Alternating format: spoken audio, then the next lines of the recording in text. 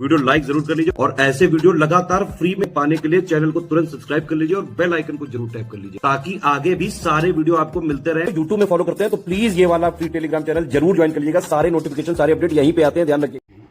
नमस्कार दोस्तों, हिस्ट्री के एक और लेक्चर में आपका स्वागत है। आज हम लोग करने जा रहे हैं तुगलक वंश के बारे में। तुगलक वंश हम लोग कर कह रहे हैं, मिडिवल हिस्ट्री कर रहे हैं।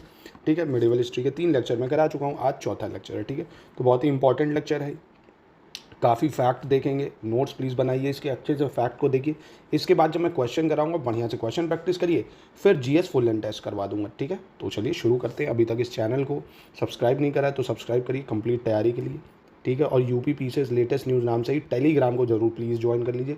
सारे नोटिफिकेशन सारी अपडेट आपको वहीं मिल जाएंगे। बाकी इंस्टाग्राम पे जुड़ना चाहते हैं तो भी यूपी पीसीएस लेटेस्ट न्यूज़ से जुड़ सकते हैं। मुझसे जुड़ना चाहते हैं तो आशीष तिवारी 1188 करके आप इंस्टाग्राम पे जुड़ सकते हैं। ठीक है, कोई भी अपडेट हो आप मुझसे पूछ सकते हैं। चलिए, तो संस्थापक कौन था तुगलक वंश का? गयासुद्दीन तुगलक। कौन था? गयासुद्दीन तुगलक। अंतिम शासक कौन था? नसीरुद्दीन महमूद। नसीरुद्दीन महमूद था। और इसकी जाति क्या थी? तुर्क। ये इसकी जाति क्या थी? तुर्क थी। ठीक है, क्या बताया? तुगलक वंश गयासुद्दीन तुगलक संस्थापक था, अंतिम शासक नसीरुद्दीन महमूद था और इसकी जाति थी तुर्क। ठीक है, और दोस्तों एक चीज़ और इंपॉर्टेंट, आप इसके अगर नोट्स चाहते हैं ना तो आप इन नंबरों पे कॉल कर सकते हैं। ये नोट्स मिल जाएंगे आपको। ठीक है, जो कि आपकी तैयारी में 4 चांद लगा देंगे। बढ़िया से नोट्स में फर्स्ट क्लास पढ़िए, इसको मल्टीपल टाइम रिवीजन करिए। साथ ही में आपको फिर इसका पेड क्विज मिल जाएगा, क्विज लगाइए। साथ ही में मोस्ट इंपॉर्टेंट एमसीक्यूज मिल जाएंगे, जीएस फुल एंड टेस्ट मिल जाएगा। आंसर राइटिंग करना चाहते हैं मेंस की, पूरे हमारे ग्रुप चालू हो गए हैं। टॉपिक वाइज आपको आंसर राइटिंग एकदम बेसिक से सिखाई जाएगी, कैसे आंसर राइटिंग करनी है भाई, आंसर राइटिंग कैसे करनी है, ऐसे कैसे लिखना, सब सिखाया जाता है एकदम बेसिक से। हमारी फैकल्टी आपको सिखाएगी। ठीक है, तो आप ज्वाइन कर सकते हैं हमारे ग्रुप्स। चलिए, तो अब तुगलक वंश देखा, गयासुद्दीन तुगलक इसका संस्थापक था। तुगलक वंश कब से कब तक था? 1320 से 1412। भाई 1206 से 1290 गुलाम वंश, 1290 से 1320 आपका कौन सा हो गया? खिलजी, फिर तुगलक आ गया।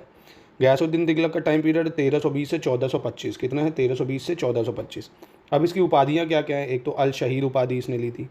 मोहम्मद बिन तुगलक के सिक्कों पर गयासुद्दीन की यह उपाधि मिलती है। कौन सी उपाधि? अल शहीद। अल शहीद, अल शहीद उपाधि कहाँ से मिलती है? मोहम्मद बिन तुगलक के सिक्कों पर मिलती है। फिर आता है गयासुद्दीन तुगलक के बाद मोहम्मद बिन तुगलक, काफ़ी बड़ा रूलर होता है ये। ठीक है, 1325 से 1351, काफ़ी समय तक राज करता है ये मोहम्मद बिन तुगलक। ठीक है, कौन? मोहम्मद बिन तुगलक 1325 से 1351।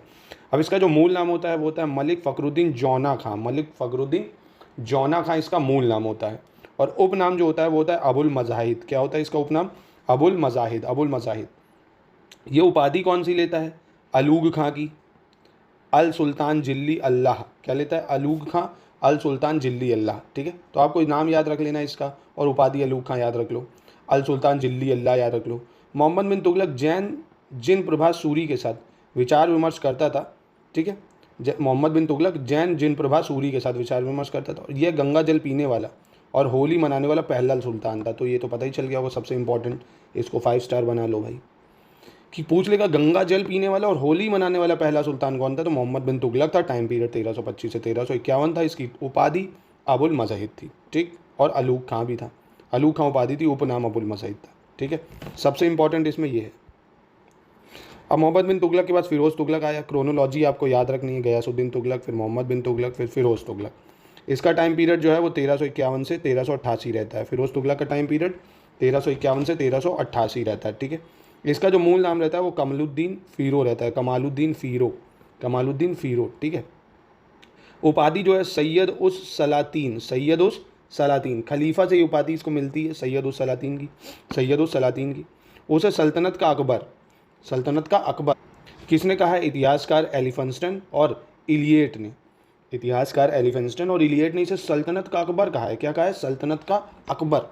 ठीक है, ये पॉइंट जरूर याद था। और फिरोज जो था एक निर्वाचित सुल्तान था, इसको चुना गया था लोगों द्वारा। ठीक है, निर्वाचित सुल्तान, तो याद रखिएगा। फिर आता है भैया देखो, गयासुद्दीन तुगलक, मोहम्मद बिन तुगलक, फिर फिरोज तुगलक, फिर आता है गयासुद्दीन तुगलक द्वितीय या तुगलक शाह इसको बोलते हैं। तो इसके लिए कुछ नहीं याद रखना आपको। फिर अबू बकर शाह आता है 1389 से 90 के लिए। नसीरुद्दीन मोहम्मद शाह 1390 से 94। अलाउद्दीन सिकंदर शाह आता है। फिर नसीरुद्दीन महमूद। तो अगर मैं आपको वेरी फ्रैंकली बताऊं तो आपको ये इसको याद रखना है, क्योंकि ये लास्ट था। नसीरुद्दीन महमूद तुगलक वंश का अंतिम सुल्तान था। तैमूर इसी के शासनकाल में आक्रमण करेगा आके, तो ये आपको याद रखना है। और ये 3 रूलर के बारे में जो जो इन्होंने करा अपने राज्य में, वो आपको याद रखना है। सिक्के चलाएंगे, इनके एडमिनिस्ट्रेशन, कौन से शहर बसाए, ये सब।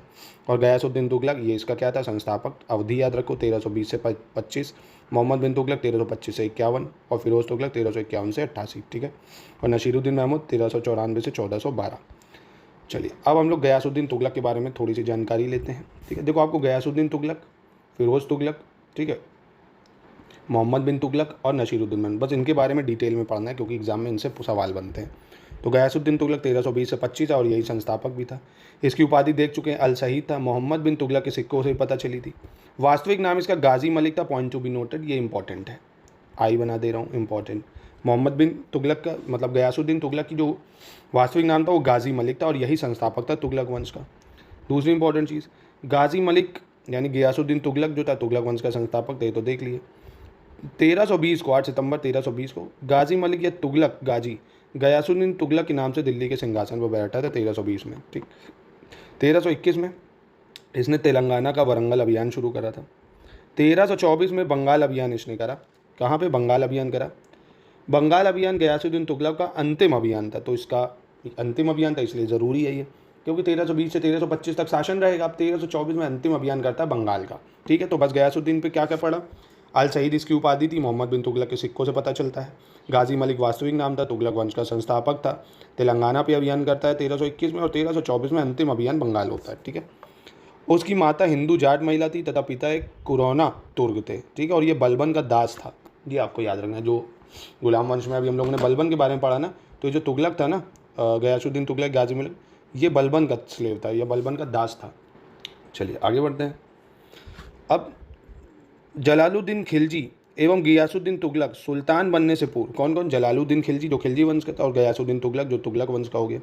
उत्तर पश्चिम सीमाओं के प्रधान रक्षक थे ये लोग पहले भाई सेनाई में तो थे सबके।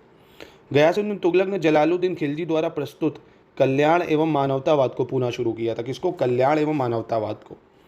गयासुद्दीन तुगलक दिल्ली सल्तनत का पहला सुल्तान था। कहाँ का? दिल्ली सल्तनत का पहला सुल्तान था जिसने कृषकों की भलाई के लिए प्रयत्न किया और इसका कहना था कि देश कर के बोझ से नष्ट ना हो जाए और सुधार का मार्ग अवरुद्ध ना हो जाए। मतलब कृषि के विकास के लिए इसने काफ़ी काम करा। और गयासुद्दीन ने उल्मा द्वारा उपभोग की जाने वाली ज़मीनों की जांच कराई और उसमें बहुतों के क्षेत्र में कमी कर दी। नहीं कि उलेमा जो होते थे, उलेमा जो मतलब मुस्लिमों में धार्मिक कार्य करते हैं, उनको जो ज़मीनें मिलती थी उसका इसने क्या करा, जाँच पड़ताल कराई, ठीक है, और उसको कम कर दिया। गयासुद्दीन राजकवि अमीर खुसरो को प्रतिमास 1000 टका पेंशन देता था। गयासुद्दीन तुगलक ने अपने साम्राज्य से संगीत का निषेध कर दिया था। किसका? संगीत का। और इसी आधार पर उसने 5 धर्म अधिकारियों से निजामुद्दीन औलिया के मजलिसों के समा एवं नृत्य पर रोक लगाने की सलाह दी थी। तो कुल मिला के आपको याद रखना है कि डांस, संगीत, इन सब पे इसने रोक लगा दी थी।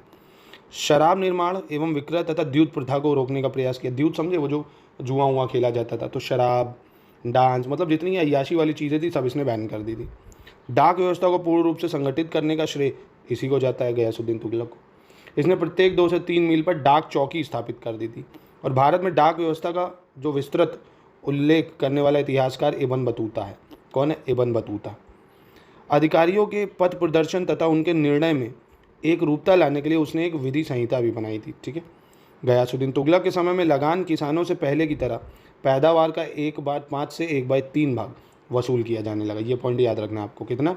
1/5 से 1/3 भाग। आवश्यकता अनुसार अकाल की स्थिति में भूमि कर को माफ भी किया जा सकता था। और राजस्व वसूली में सरकारी कर्मचारियों को हिस्सा न देकर मुफ्त जागीरें दी गई हैं, ठीक है। और गयासुद्दीन तुगलक अलाउद्दीन खिलजी के शासनकाल में कई महत्वपूर्ण अभियानों का अध्यक्ष भी रहा था तथा उसे दीपालपुर का राज्यपाल भी नियुक्त किया गया था, ठीक है। तो काफ़ी 2-4 इंपॉर्टेंट चीज़ें जो आपको याद रखनी है, जो बताई मैंने, ठीक है। जैसे उसने नशा और आपका डांस वांस इन सब पे रोक लगा दी थी, ठीक है। ये सब कृषि के लिए काफ़ी काम करा था और ऋण जो है मतलब टैक्स 1/5 से 1/3 लेता था, ठीक है। चलिए अब आ जाते हैं मोहम्मद बिन तुगलक। काफ़ी इंपॉर्टेंट रहा है इसका शासनकाल, तो ज़रूरी है इसके बारे में याद रखना। अब इसका मूल नाम मलिक फ़खरुद्दीन जौना खां है। मलिक फ़खरुद्दीन जौना खां इसका मूल नाम है। उपनाम क्या है? अबुल मजहिद है इसका उपनाम, अबुल मजहिद। इसका राज्यभिषेक बलबन के लाल भवन में हुआ था। कहाँ हुआ था? बलबन के लाल भवन में। इसकी उपाधि क्या थी? उलूग खां अल सुल्तान जिल्ली अल्लाह। क्या थी? उलूग खां और अल सुल्तान जिल्ली अल्लाह। इसके पिता का नाम गयासुद्दीन तुगलक ऑब्वियसली होगा। मृत्यु इसकी कब होती? 1351 में, 1351 में। और मोहम्मद बिन तुगलक के निधन पर बदायूनी ने लिखा है, सुल्तान को उसकी प्रजा से और प्रजा को अपने सुल्तान से मुक्ति मिल गई। 5 से भी ज़्यादा स्टार अगर हो तो मैं इसको दे दूँ। ये इतनी बार आ चुका है और बहुत इंपॉर्टेंट है। पूछता किस राजा के लिए लिखा है बदायूनी ने, या ये किसने लिखा है? बदायूनी लिखा है। सुल्तान को उसकी प्रजा से और प्रजा को उसके सुल्तान से मुक्ति मिल गई, किसने लिखा है ये? मतलब बदायूनी लिखा है। किसके लिए? फिरोज शाह तुगलक के लिए। फिरोज शाह तुगलक के लिए, याद रखना। ओ सॉरी, मोहम्मद बिन तुगलक के लिए, माफ़ करना, मोहम्मद बिन तुगलक के लिए लिखा है, ठीक है। मोहम्मद बिन तुगलक के लिए लिखा है। प्रजा को उसकी, मतलब सुल्तान को उसकी प्रजा से और प्रजा को उसकी सुल्तान से मुक्ति मिल गई, ठीक है। अब मोहम्मद बिन तुगलक के समय होने वाले कुछ विद्रोह हैं जो वन लाइनर आपको नोट करने पड़ेंगे।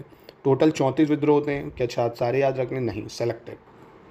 दक्षिण भारत में 27 विद्रोह होते हैं टोटल। देखिए, प्रथम विद्रोह की बात करें तो 1326 में, भाई 1325 में ये बनता ही है शासक। 1326 में सागर के इक्तेदार बहाउद्दीन गुरससपा ने उसे गुरसास्प की उपाधि मोहम्मद बिन तुगलक ने दी थी। किसने दी थी? गुरसास्प की उपाधि मोहम्मद बिन तुगलक ने। 1327-28 में बहराम आइबा या उर्फ किशलू खां, कौन? बहराम आइबा और किशलू खां ने मुल्तान में विद्रोह किया। किसने? मुल्तान में। और मोहम्मद बिन तुगलक की कठोर दंड नीति के विरुद्ध होने वाला प्रथम विद्रोह भी था ये। 1335 फिर आता है तो मदुरा, कहाँ पे? मदुरा एहसान खां के नेतृत्व में स्वतंत्र हो जाता है। मदुरा जो है एहसान खां के नेतृत्व में स्वतंत्र हो गया। 1336 में ये बहुत इंपॉर्टेंट है, हरिहर एवं बूका ने विजयनगर की स्थापना की। तो विजयनगर की स्थापना कौन करता है? हरिहर और बूका, 1336 में। 1343-44 प्रताप रुद्रदेव द्वितीय के पुत्र कृष्ण नायक ने, किसने? प्रताप रुद्रदेव द्वितीय के पुत्र कृष्ण नायक ने वरंगल पर कब्जा कर एक स्वतंत्र राज्य की स्थापना की है। वरंगल पर कब्जा करके एक स्वतंत्र राज्य की स्थापना की।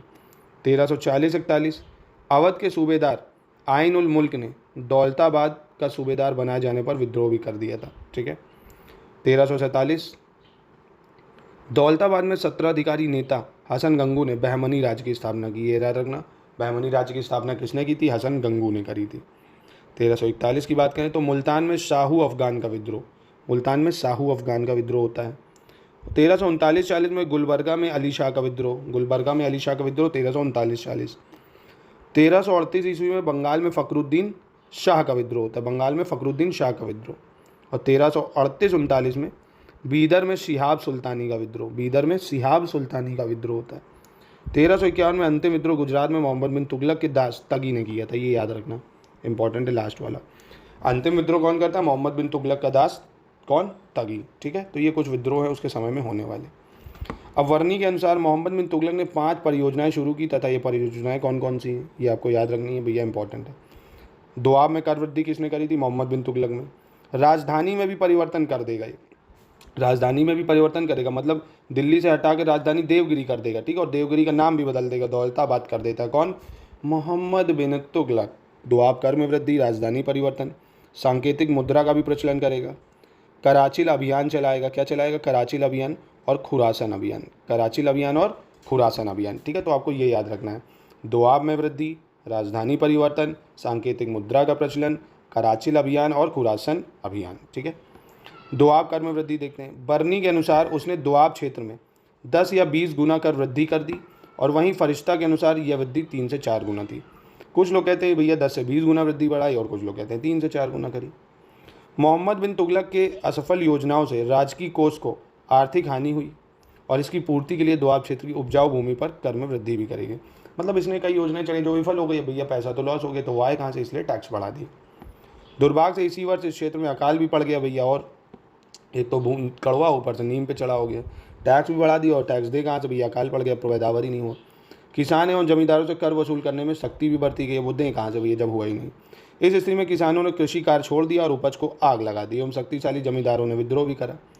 इतिहास में संभवतः यह पहली बार हुआ था जब किसानों ने खेती बंद कर दी।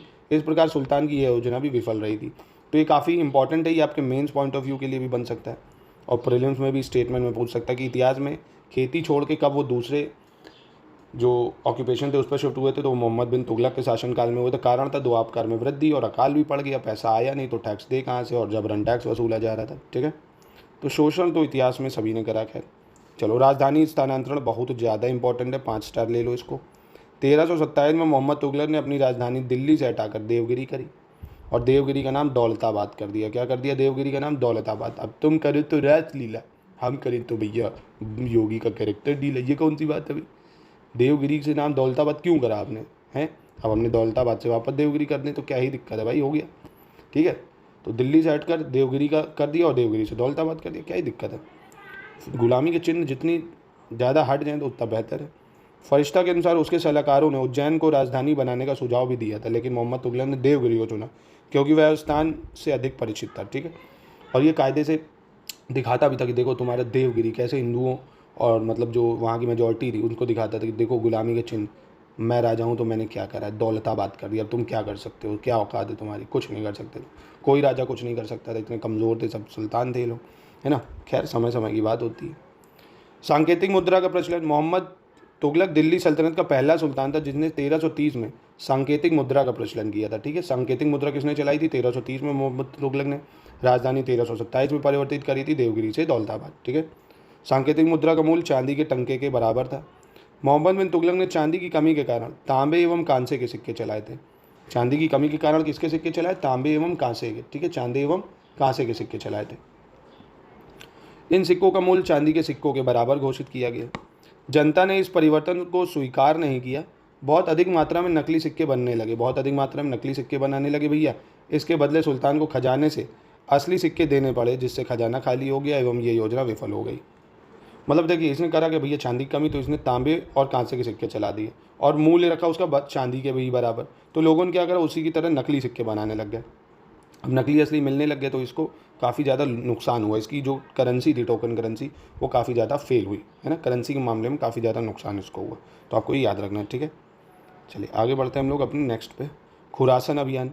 सुल्तान ने मध्य एशिया में स्थित खुरासन राज्य की अव्यवस्था का लाभ उठाकर वहाँ कब्जा करना चाहा।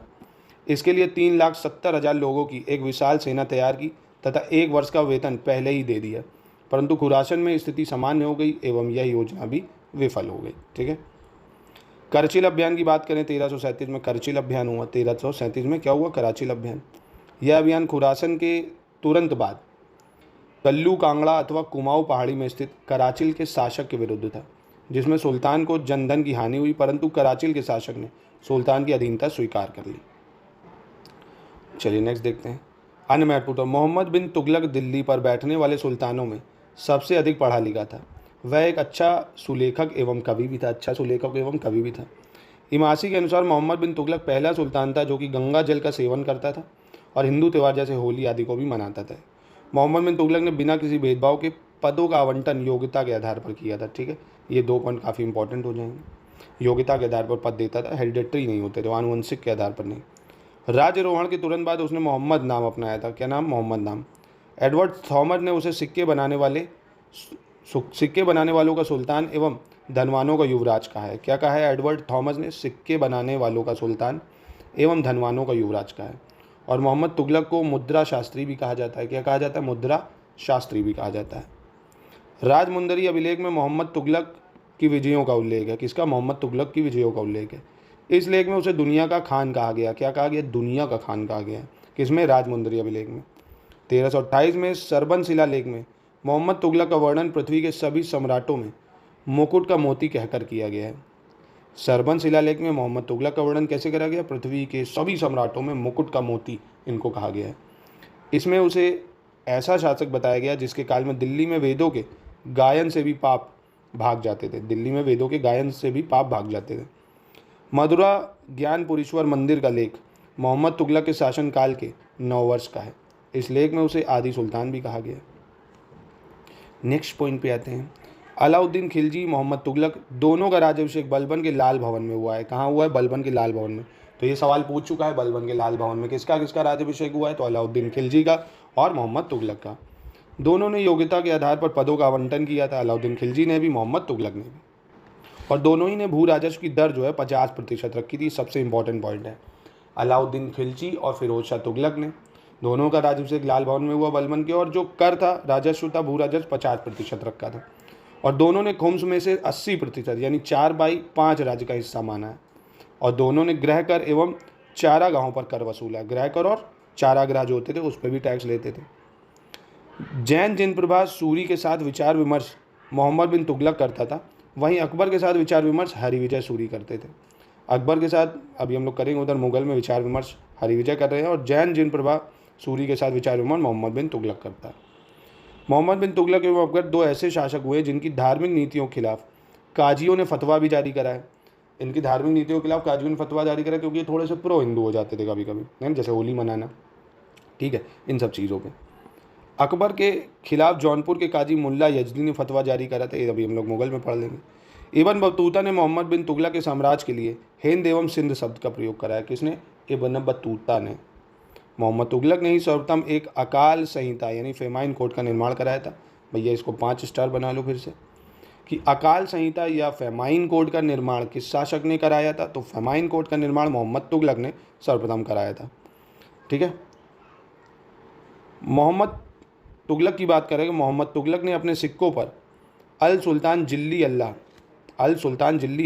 यानी सुल्तान ईश्वर की छाया है, सुल्तान ईश्वर की छाया, अल सुल्तान जिल्ली अल्लाह, सुल्तान ईश्वर की छाया, ईश्वर सुल्तान का समर्थक है, आदि वाक्य अंकित कराए थे।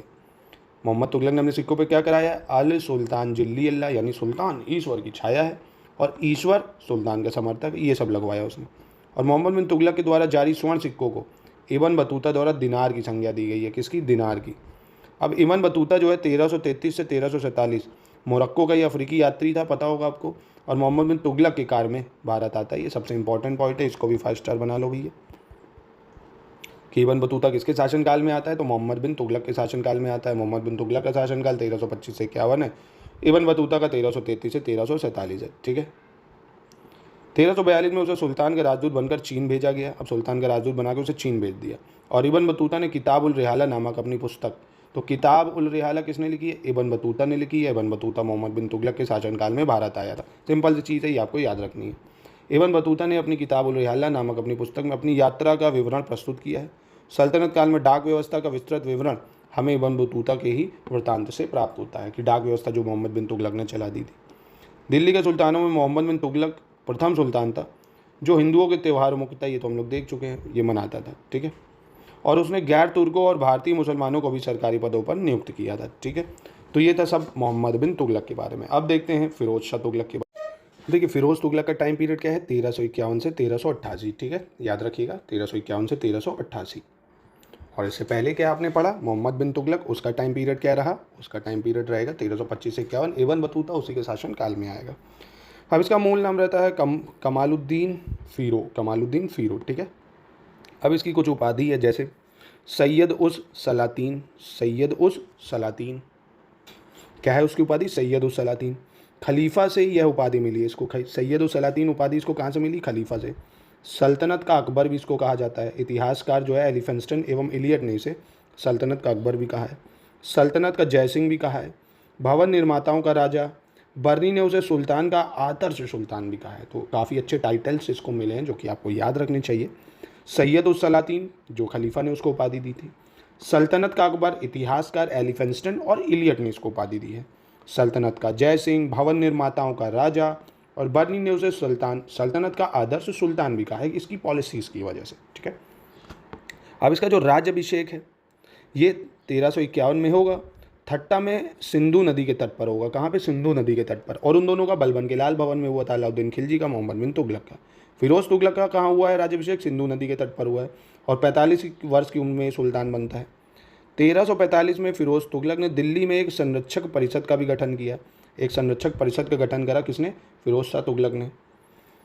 और नक्षत्रशाला, फिरोज ने फिरोजाबाद यानी दिल्ली में नक्षत्रशाला की स्थापना कराई थी। ये काफ़ी इंपॉर्टेंट है। फिरोजाबाद में जो कि दिल्ली में नक्षत्रशाला की स्थापना किसने कराई थी? फिरोज तुगलक ने। फुतूहत फिरोज शाही फिरोज तुगलक की आत्मकथा है, कहने की ज़रूरत नहीं है कि ये इंपॉर्टेंट है। फुतूहत फिरोज शाही फिरोज तुगलक की आत्मकथा है। आत्मकथा जो अपनी ही बायोग्राफी खुद लिखता है।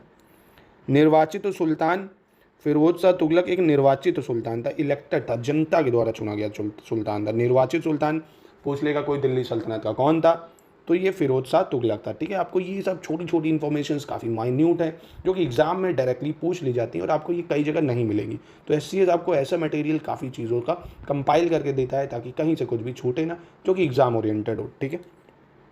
वंशानुगत सिद्धांत की बात करें अगर, तो अमीरों एवं सैनिकों को संतुष्ट करने के लिए फिरोज तुगलक ने वंशानुगत सिद्धांत लागू कर दिया था। सिंचाई कर हाके शर्ब, 5 स्टार बनाओ इसमें, सिंचाई कर हाके शर्ब। ये फिरोज तुगलक पहला सुल्तान था जिसने सिंचाई कर, हाके शर्ब नाम था सिंचाई कर का, जो कुल उपज का 10% होता था, लगाया था। फिर से बता रहा हूँ, 5 स्टार क्वेश्चन है, इंपॉर्टेंट है। हाके शरब क्या था? हाके शरब एक सिंचाई कर था। जो किसने लगाया था? हाके शरब लगाया था फिरोज शाह तुगलक ने। पहला सुल्तान था दिल्ली का जिसने इसको लगाया था, जो कुल उपज का 10% होता था। ठीक है, अब फिरोज शाह तुगलक के कुछ अभियान है वो देख लेते हैं। बंगाल अभियान। फिरोज ने 1353 एवं 1359 ईस्वी में 2 बार बंगाल पर असफल अभियान करा था। 2 बार बंगाल पर असफल अभियान करा। जाननगर उड़ीसा।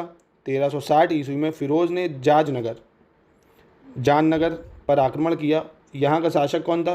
भानुदेव तृतीय भाग गया और फिरोज ने पूरी जगन्नाथ मंदिर को लूटा था। भैया जो जगन्नाथ मंदिर है उड़ीसा का पुरी का, फिरोज शाह तुगलक ने पूरा लूट लिया था इसको। और लूटने का कारण इनका एक ही होता था, सिर्फ और सिर्फ वहाँ पे रखा अकूत संपत्ति का धन। ठीक है, फिर नागरकोट की बात करेंगे। 1361 ईस्वी में फिरोज ने कांगड़ा में स्थित नागरकोट पर आक्रमण करता है। 1337 में मोहम्मद बिन तुगलक नागरकोट जीतता है। उसके बाद फिरोज शाह तुगलक 1361 में यहाँ पर आक्रमण करता है। ठट्टा अभियान की बात करें अगर, तो फिरोज तुगलक का अंतिम अभियान सिंध के ठट्टा परहुआ में हुआ था। कहाँ हुआ? सिंध के ठट्टा परहुआ में हुआ था। अफीफ के अनुसार यह सल्तनत के इतिहास का सबसे अव्यवस्थित अभियान था। कौन सा? ठट्टा अभियान। ठीक है, तो ये कुछ अभियान थे फिरोज तुगलक के। फिरोज तुगलक द्वारा हटाए गए कर, ये काफ़ी ज़्यादा इंपॉर्टेंट हो जाएंगे, इसको 5 स्टार बनाना पड़ेगा। तो कौन कौन से कर फिरोज शाह तुगलक ने हटाए थे? एक था आपका गुलफरोशी। क्या? गुलफरोशी। फूलों की बिक्री पर जो कर था वो। कौन सा? गुलफरोशी। जिजियाए तंबोल। जिजियाए तंबोल क्या था?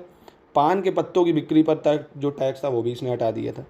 गुलफरोशी क्या था? फूलों की बिक्री पर टैक्स। और जजियाए तंबोल पान की बिक्री पर टैक्स, वो भी हटा दिए। अमीर तरफ की बात करें तो मनोरंजन कर था, ये भी किस पर लगाता था? मनोरंजन कर। ये किस पर लगता था? मनोरंजन कर पर, हटा दिए इसने। जजारी एवं कस्साबी, ये कसाईयों पर जो कर लगता था ये भी इसने हटाया। कस्साबी कसाईयों।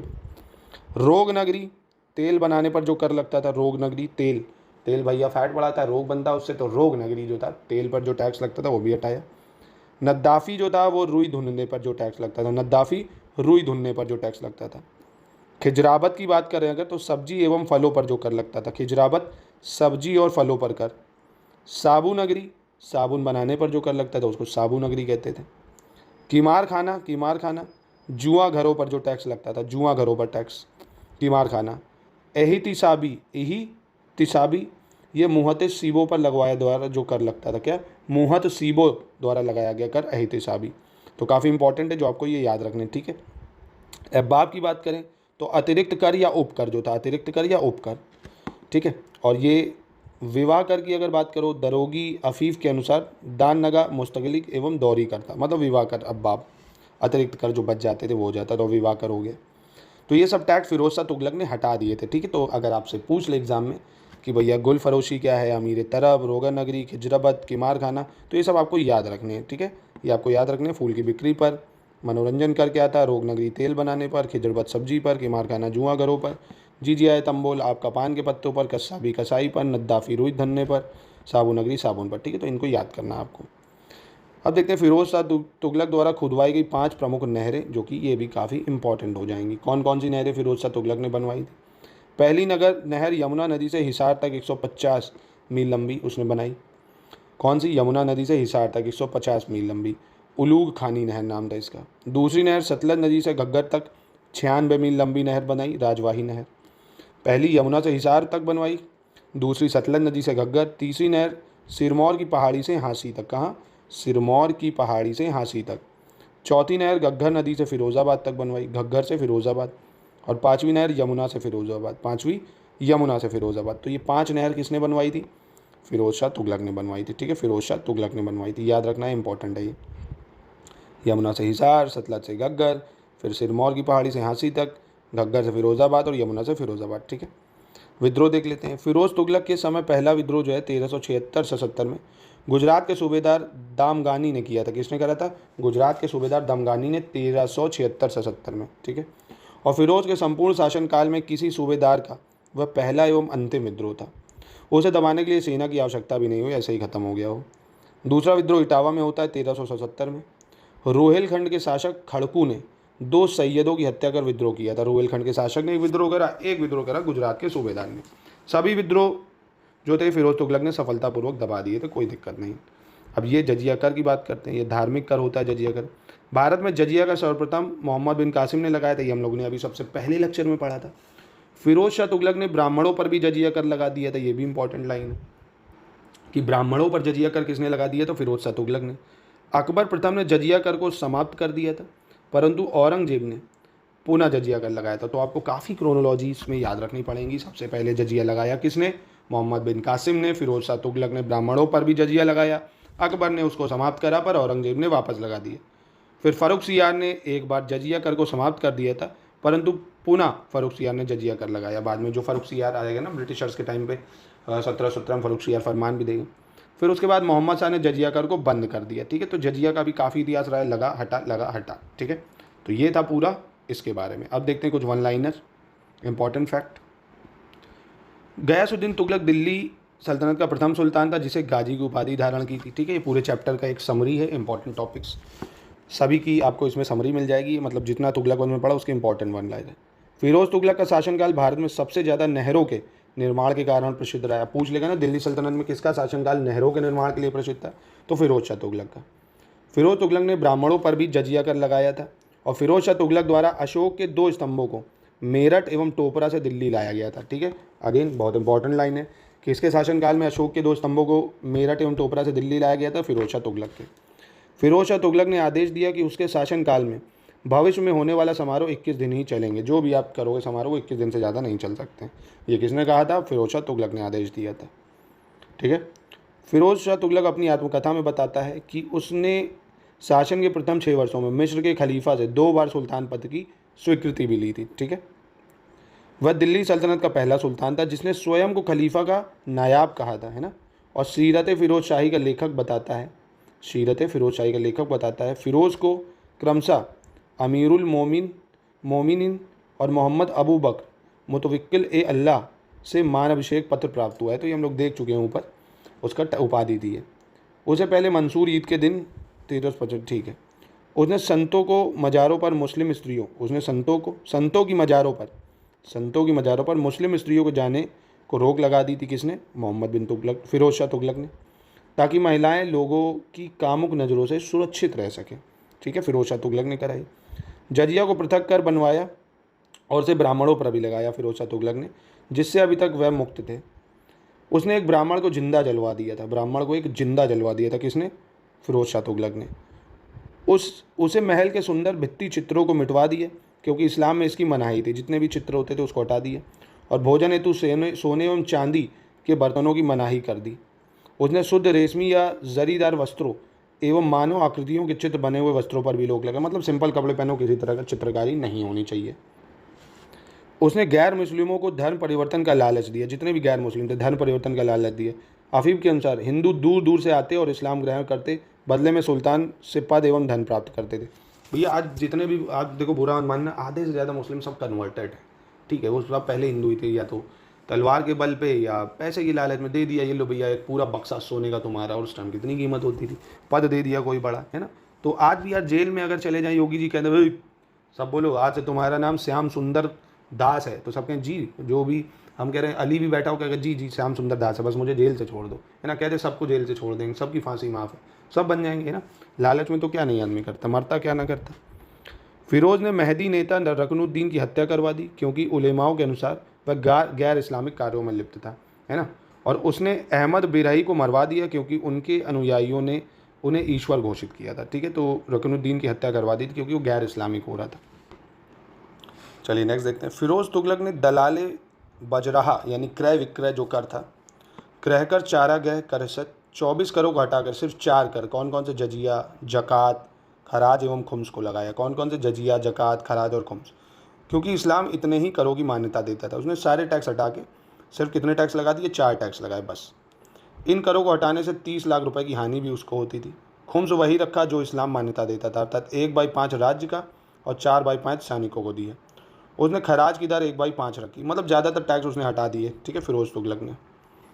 मालवा के संस्थापक एवं शासक हुसैन घोरी को दिलावर खान की उपाधि फिरोज शाह तुगलक ने ही दी थी। ठीक है, उसने दिल्ली में 1200 बाग, सलोरा बांध पर 80 बाग, चित्तौड़ में 44 बगीचे लगवाए। किसने, फिरोज तुगलक ने। तथा अलाउद्दीन खिलजी के 30 पुराने बागों को फिर से लगवाया। यहाँ काले एवं सफ़ेद अंगूर होते थे। इन बागों से 1,80,000 टंका की आय भी होती थी। तो ये आपको नहीं याद रखना, बस ये याद रखो, सब बनवाया था उसने। अलाउद्दीन दिल्ली का प्रथम तुर्की सुल्तान था। कौन? अलाउद्दीन।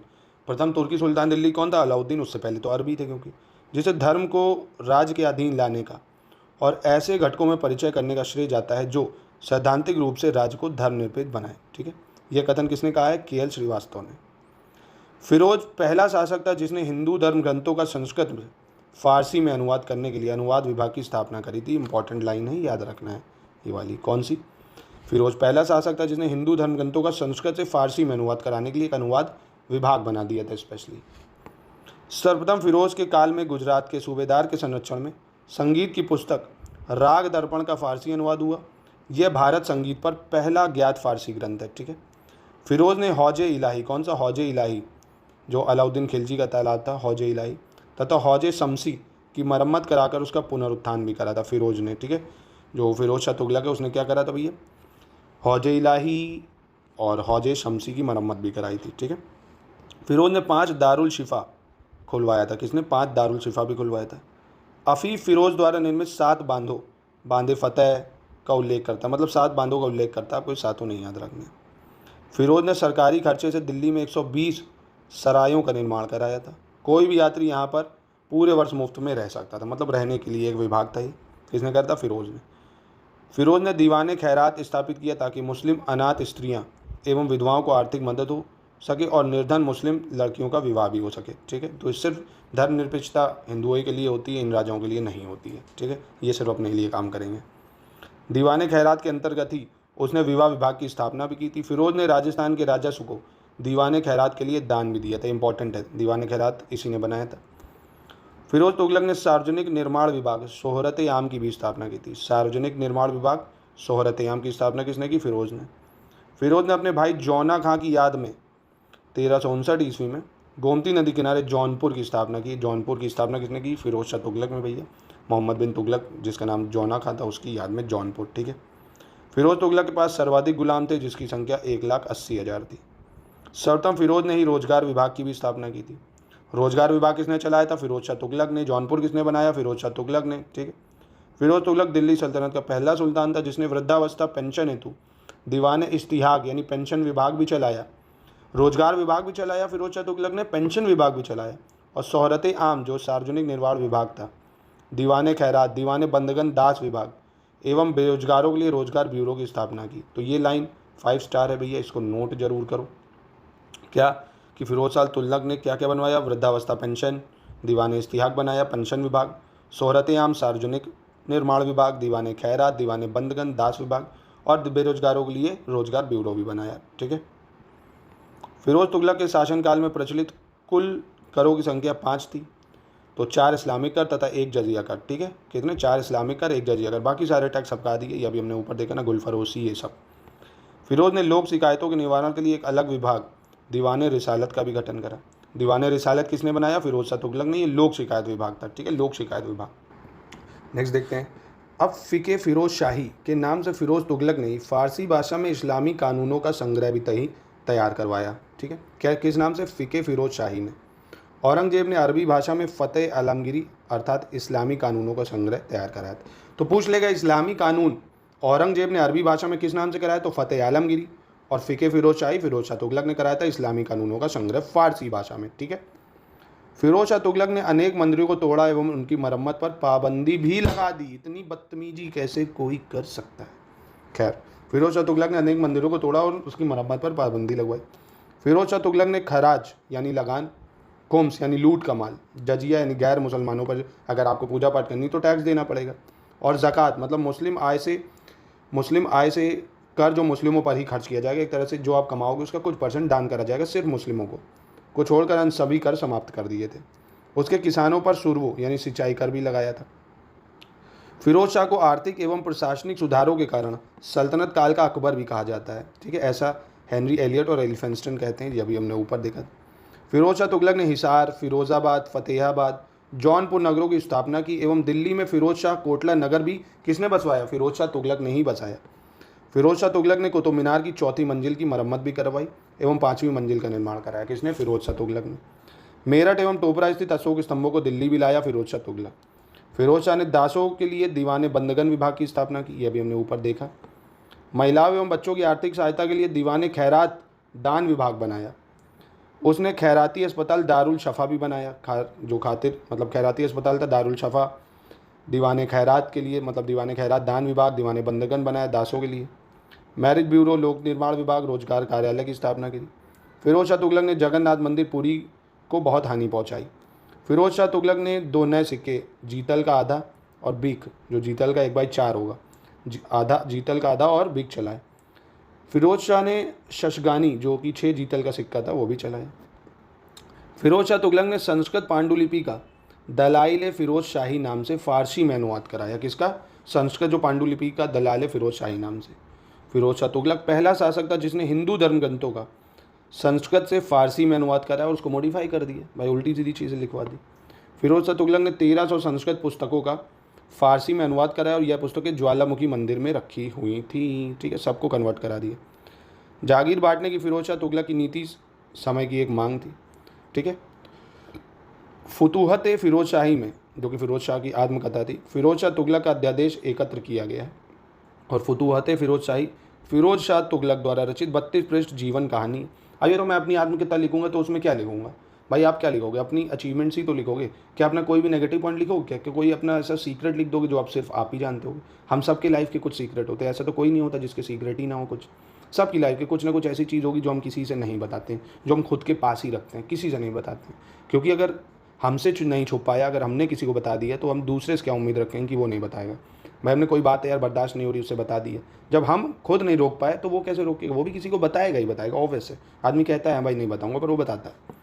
चलिए खैर, सुल्तान फिरोज शाह तुगलक साम्राज्य का एक सुल्तान था जिसे 1351 से 1388 तक दिल्ली की सल्तनत पर शासन किया था। ठीक है, और तुगलक एक उत्साही मुस्लिम था जो शरीयत प्रक्रियाओं का चयन करता था। ठीक है, शरीयत प्रक्रियाओं का।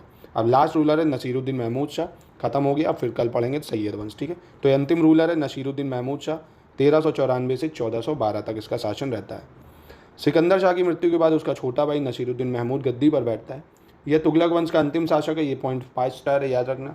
तुगलक का अंतिम शासक नसीरुद्दीन महमूद शाह, 1394 से 1412। यही दिल्ली का अंतिम तुर्की सुल्तान भी था। इसी समय तुगलक वंश के 2 शासक नसीरुद्दीन महमूद और नसरत शाह ने दिल्ली में छोटे से राज्य पर शासन किया। नसीरुद्दीन महमूद का वजीर जो था मल्लू इकबाल था और इसके भय से एक बार सुल्तान कन्नौज पलायन भी कर गया था।